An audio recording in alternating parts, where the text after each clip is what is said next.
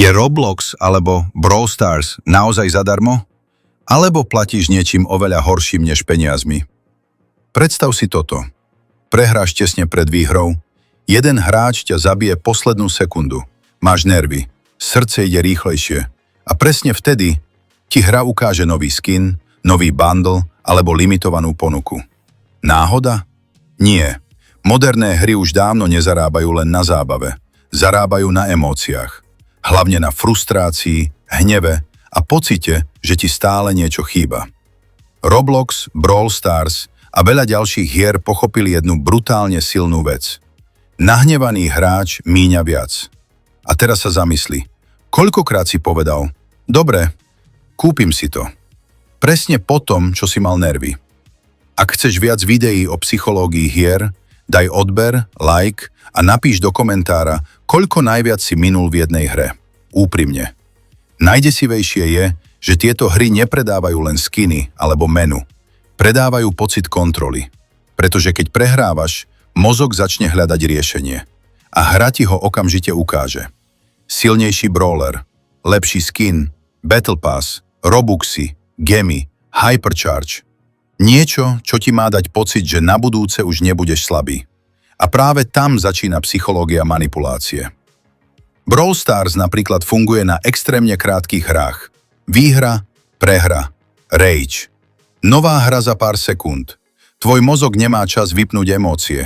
A keď si emocionálny, rozmýšľaš horšie. To je moment, keď sa najlepšie predáva. Nie náhodou veľa hráčov kupuje veci práve po frustrácii alebo počas eventov. Roblox to robí inak. Tam funguje sociálny tlak. Vidíš hráča s drahým outfitom, game passom alebo OP vecami a mozog začne porovnávať. Vyzerám horšie, som slabší, chcem to tiež. A čím viac času v hre tráviš, tým silnejší je pocit, že si pozadu. Hry dnes nebojujú len o tvoju pozornosť. Bojujú o tvoje emócie. A najhoršie je, že frustrácia funguje perfektne. Výskumy o mikrotransakciách ukazujú, že hry využívajú FOMO, pocit takmer výhry a impulzívne rozhodovanie, aby hráči míňali viac. Preto veľa hier nikdy nechce, aby si bol úplne spokojný. Ak by si bol spokojný, prestal by si hrať. Takže čo spravia? Dajú ti pocit progresu, ale nikdy nie je dosť. Vždy existuje lepší skin, lepší rank, nový brawler, limitovaný event. A tvoj mozog dostáva malú dávku dopamínu vždy, keď sa priblížiš k odmene. To je dôvod, prečo niektorí hráči otvárajú lootboxy alebo kupujú gemy, aj keď pôvodne nechceli. Nie je to len o peniazoch, je to o emócii, už som tak blízko. A teraz si všimni niečo strašidelné. Veľa hier najprv vytvorí problém a potom ti predá riešenie. Si pomalý? Kúp si boost. Nemáš dobrý skin? Kúp si bundle.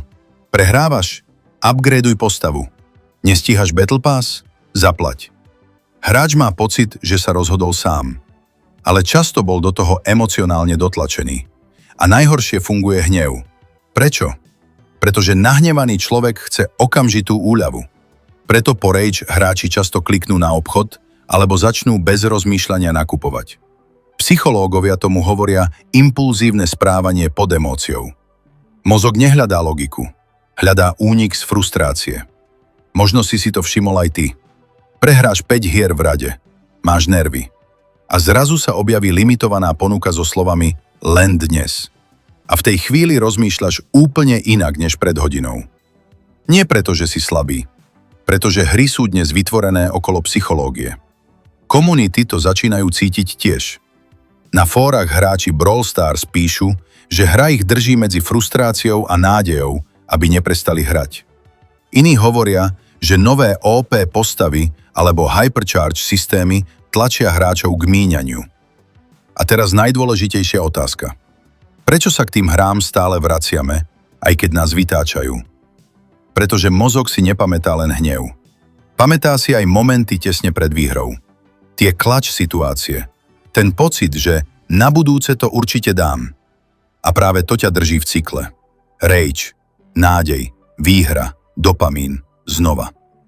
To je dôvod, prečo niekto povie, tá hra je strašná. A o hodinu ju hrá znova. Nie preto, že je hlúpy, Pretože moderné hry sú postavené tak, aby sa stali súčasťou tvojich emócií. A možno najdesivejšia vec na tom celom je, že toto nie je chyba jednej hry. Toto je nový model celého gaming priemyslu. Hra už nie je len produkt. Je to systém, ktorý sa snaží udržať tvoju pozornosť čo najdlhšie. A potom ju premeniť na peniaze. A teraz úprimne. Koľkokrát si minul peniaze v hre len preto, že si mal nervy alebo pocit, že ti niečo chýba? Napíš to do komentára.